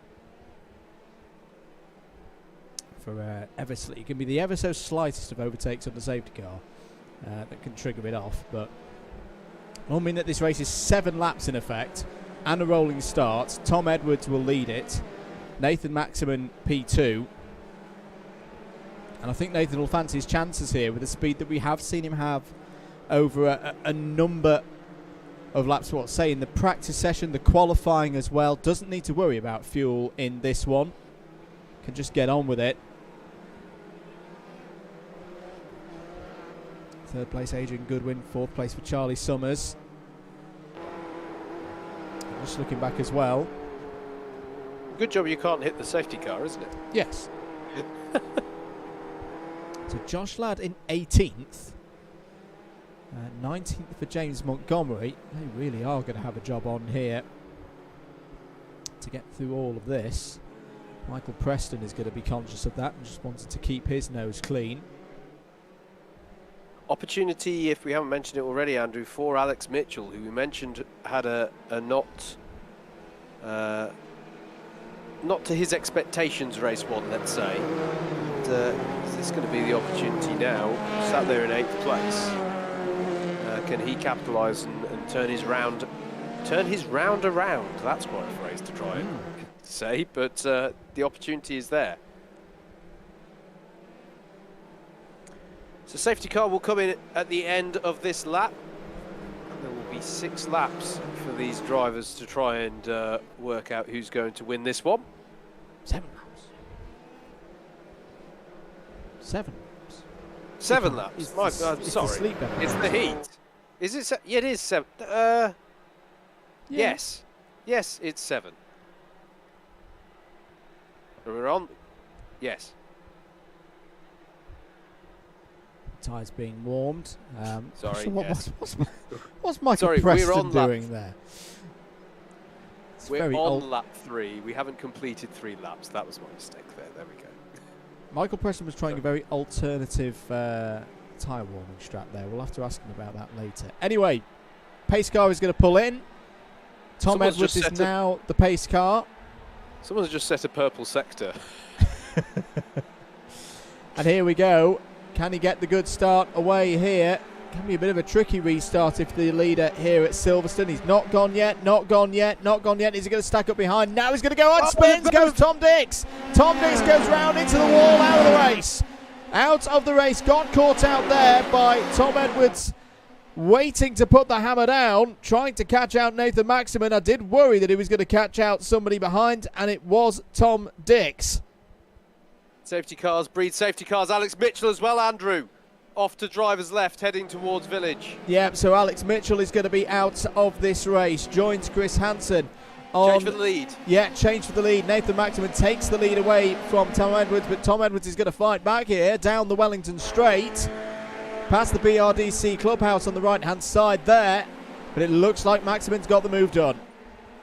Yeah, brilliant stuff from Maximin off of the restart. Now he's got to put the hammer down, Andrew. Say, sounds from what he's put on some of the chat as if he was let down a little bit by crew chief in that last race, but now he can just push, and he's not got a Sam Sanders, a Michael Preston, a Josh Ladd to worry about. Speaking of which, here is the driver in the red 5, definitely using the get out to jail freeze. I was going to say. It's already up to 11th place though, is Josh Ladd. This is just about trying to recover points now. Interesting to see Tom Kemping behind him in 12th place, Andrew. He was what's happened to Maximin? Down to 4th place, down to 5th place. Something has happened to the race leader on our timing. There he is. Is this another slowdown? We think he had a slowdown earlier on in the night. And the new race leader, Andrew, is Charlie Summers. What an evening he's been having. Don't need to do qualifying, it's overrated. Just work your way up. From the back of the grid of race number 1, Charlie Summers, who did a bold and what turned out to be highly successful early stop strategy in race number 1, gets himself to the front of the field by 1.7 seconds. But I tell you who's in second place, Andrew, now has also worked his way up, Andrew. Michael Preston, who will surely fancy himself for the win here. Tom Edwards also out of the race, so I can only imagine that it was a coming together between Tom Edwards and Nathan Maximin that's put both of them out of contention for the race win here. Banging wheels there are Tom Kempink and Ian Sumner. He's over 10th place and second in Class 2. You can guess who's in the lead in Class 2. It's Christopher Powell once again. And look at this. Here comes Craig Brown in the Renault. Cuts across the front. And a big clip there with Ian Sumner. And spins Ian Sumner off. Off goes Ian Sumner. Gets it going again. Back out on circuit as there's, I think James Fremont's had problems as well there. Yeah, spin in sympathy, I think. And is there damage there for Sumner? Yes, there is. He's gone back to the pit. Andrew, this has got a high attrition rate so far this race. We knew it would be frenetic. It's definitely delivering on that front. It's not even halfway yet. We're only on lap 5 out of 10 as there goes Sam Sanders past JJ Aston. JJ Aston is on for a podium in this race in Class 2 if he can keep his nose clean. But here comes Murray Adams on the inside. Oh, that's close. That was close into maggots. I really thought that was going to end in tears, but somehow that was brilliant judgment of the front of his car with JJ Aston there. And this, Andrew, that Murray Adams is involved in here, bearing in mind that one of the cars involved in that lap 1 incident, now battling with JJ Aston for 3rd in class. Yes, indeed. So Charlie Summers still leads this race. End of lap number 5. Michael Preston there in 2nd place. If Michael Preston, well, even if he could just stay where he is, side by side there, Alan Curtis and Matthew Whitefoot. Matthew Whitefoot, the winning AM at Le Mans a few weeks ago in the 4-hour endurance special. Good move there from Whitefoot. Gets him up a spot.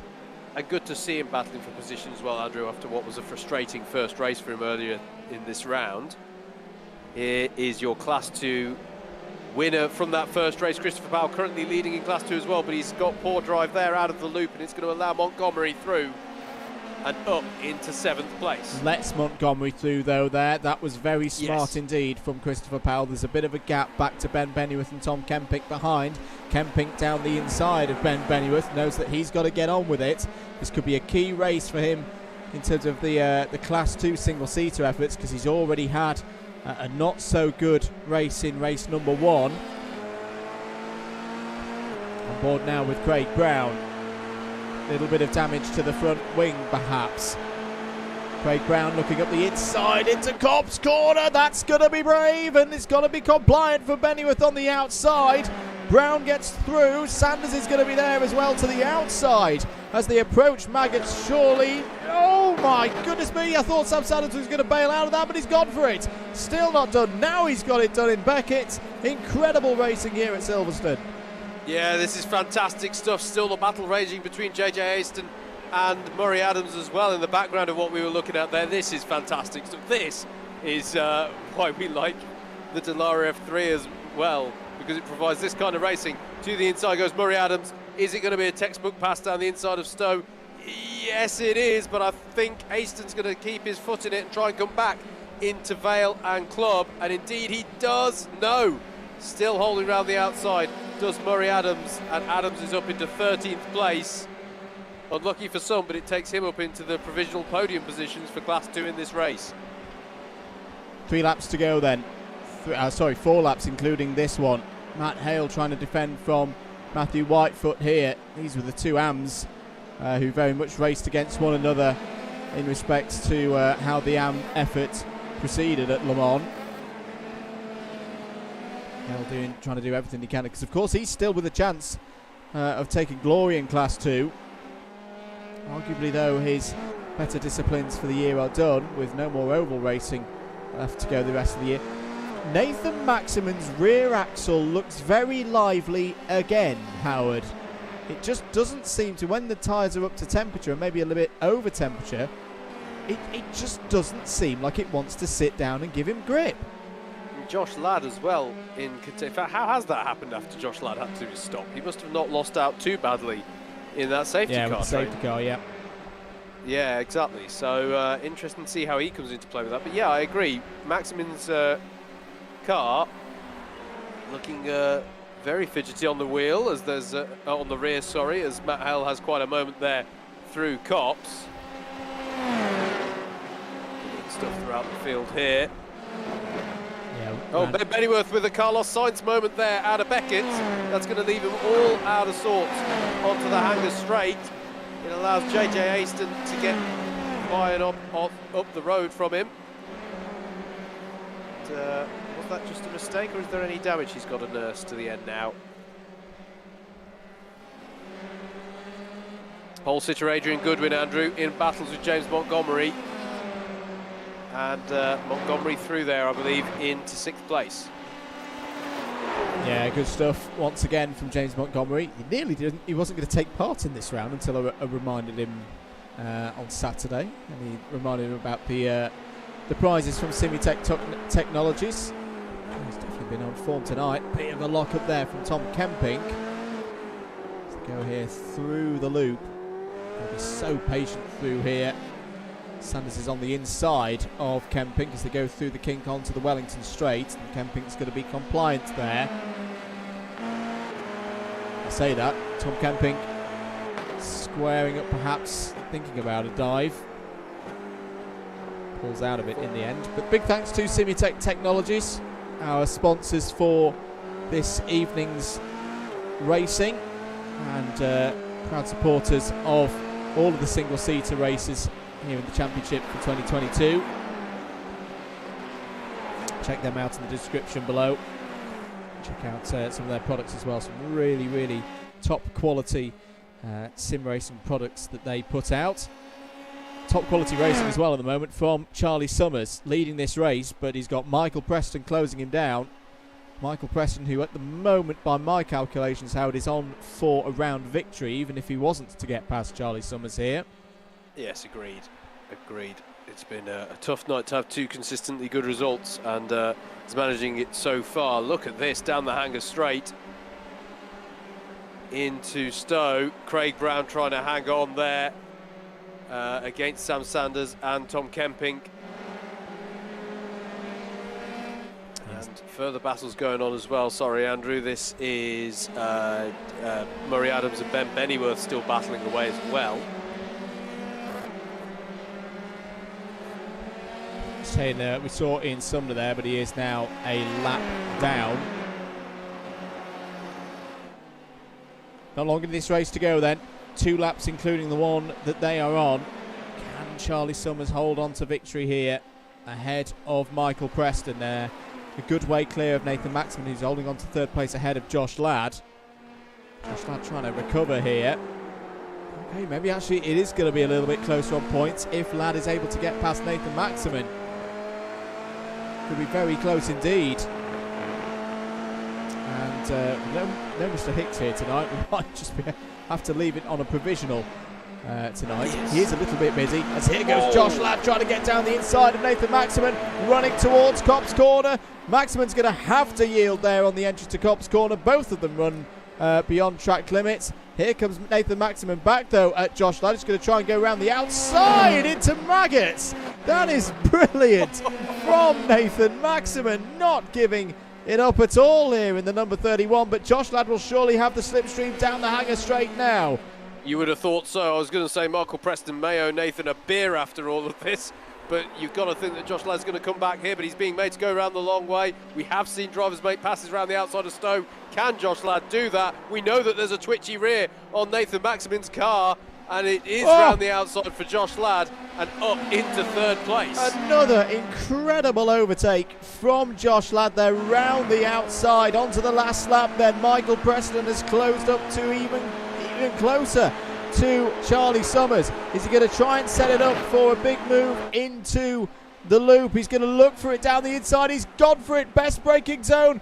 Oh, the fans are loving it virtually in the stands here. Summers defends around the outside. We'll have the inside now as they go onto the Wellington Straight.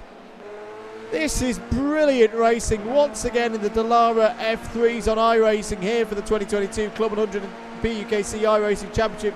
Michael Preston is going to have a go again here, down past the clubhouse.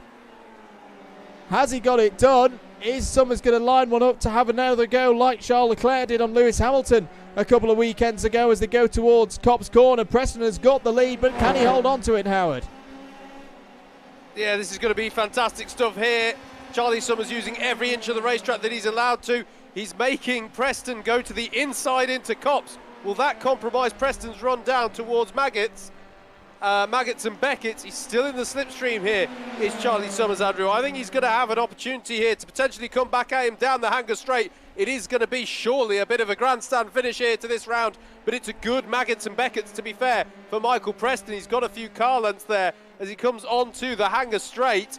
He's going to push the limits of what's good conduct, shall we say, with the weaving maybe here down the straight. No, he is picking a line. He's going to stick to it, and I don't think Summers is close enough. There's going to be one last opportunity for Summers down into Vale and through Club, and Preston's going to be wise to it. He's going to keep it to the inside. It's going to be an attempt round the outside for Summers, but he's going to have a gap, and that gap is not going to be there. He's twitching all around, squirreling around when trying to put the power down, and it's going to be Michael Preston who takes the win in race number 2, just ahead of Charlie Summers. Josh Ladd will come through in the red 5 liveried car to take 3rd place. And then it's going to be a dramatic way across the line there for Mike Hart. Where is Nathan Maxman, interestingly, 5th. there?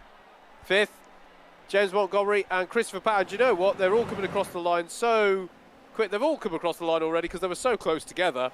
But Christopher Powell takes his second win of the night in the Class 2 standings, finishing 8th overall. That'll be a Class 2 overall for the round, of course, for him.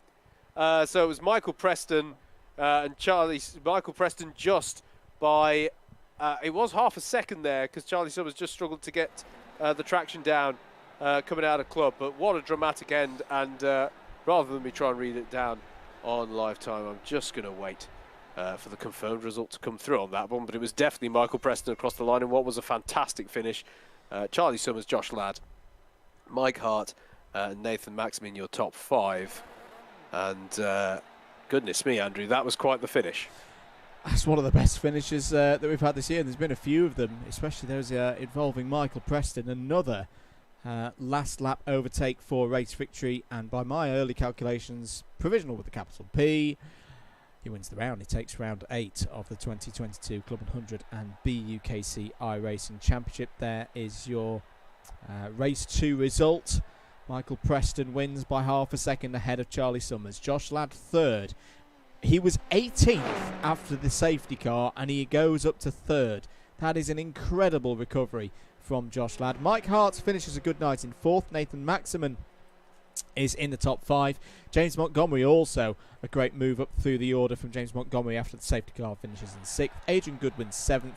Christopher Powell, another sterling night from Powell in Class 2, takes the Class 2 victory with a double victory across both of the races here tonight. He was there in 8th place overall. Craig Brown 9th, Sam Sanders 10th was another one of the drivers caught up in the first lap incident. Tom Kempick 11th, 2nd place for him in Class 2 in that race. JJ Aston in the top 3 as well in class. Murray Adams in 4th, Matthew Whitefoot 5th. It really was a topsy-turvy night for all of them apart from Powell in class number 2.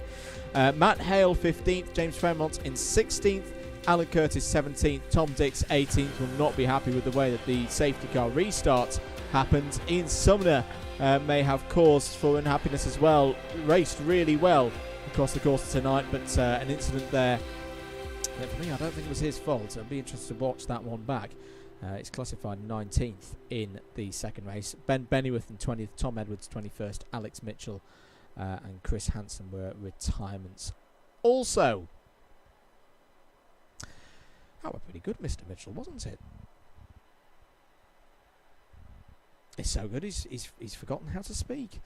But yes, no, very good result there for Michael Preston. A reminder that the next round of this championship, we've got our summer break now, whilst people are on holidays during late July and August. So we're not back until the 7th of September. And then we really will have a bit of a run towards the end of the season. But do make sure that you've subscribed to the channel, because we've still got plenty of content here over the next few weeks with more commentaries, live comms box cam, and a few more special events coming up on iRacing. And at some point I'll get back onto Gran Turismo 7 as well, because we've still got that to do and enjoy. And so just reminding that yes, September the 7th is our next event, and it's a bit of a good one.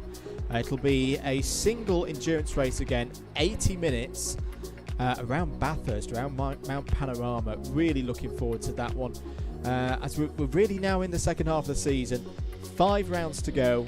Bathurst, Monza, the Red Bull Ring, Interlagos and Suzuka. And there is still time, if you are a Club 100, BUKC or BPEC driver, past or present, search on Facebook and Discord, either of those platforms for Club 100 iRacing. You'll find the group, get signed up, get involved.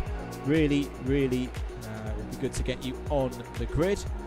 Howard, are you still there? I am. I was indeed in stunned silence there, sir. We have some round results, do we not? Oh, do we? Did it come through already? Has Hanson got on it? He's even here. Yes, no, he is here. Yes. And we'll come on to another bit in a minute. But let's go with the results here for tonight. No, I was wrong. It's Josh Ladd who has taken it by 1 point. I think that's virtue of the pole position. So 249 points for Josh Ladd. He takes round 8 of the championship. Michael Preston in 2nd, James Montgomery in 3rd. And that's your 1, 2, 3 in Class 1. Charlie Summers in 4th, Mike Hart 5th, Sam Sanders in 6th, Nathan Maximin in 7th, Adrian Goodwin in 8th, 9th for Tom Dix. Then we find, this isn't a surprise, our Class 2 winner in Christopher Powell in 10th, 11th place for Craig Brown, 12th for Tom Edwards, 13th for Ben Bennyworth, 14th James Fremont, 15th for JJ Aston. So just to reiterate, your 1, 2, 3 in Class 2 there is Powell, Brown and Fremont. JJ Aston in 15th, Matt Hale in 16th, that's your top 5 complete for Class 2, Alex Mitchell 17th, Tom Kempink, Ian Sumner, Matthew Whitefoot, Murray Adams, Alan Curtis and Chris Hansen. That is your 23 who were entered tonight. Do you want to do the bit of news, mate, or shall I? You go for it, mate. You go for it. As I say, Mr. Hicks has not been here tonight, but I am very, very glad to report that it's happened. Imogen Maggie Coggles Hicks, W Series 2039, F2 2040, F1 2041 champion in the making. We have another driver of the future in our ranks here in the Club 100 community. Massive congratulations to both Steve and his partner Laura. That is incredible, and what a way to finish the stream with a new little baby in the world. Thank you everybody very much. Thank you to Simutec Technologies for their support. Thank you to G3 Pro and Simply Catnip as well for their full season support, and Club 100 and the BUKC. You've been watching live coverage of the Club 100 and BUKC iRacing Championship for 2022. We will be back with more items here on the channel in the coming weeks. Next round in the first week of September. Enjoy the summer break. Enjoy still getting on with things here on iRacing in between, and we'll see you next time for more action here in the Club 100 and BUKC iRacing Championship.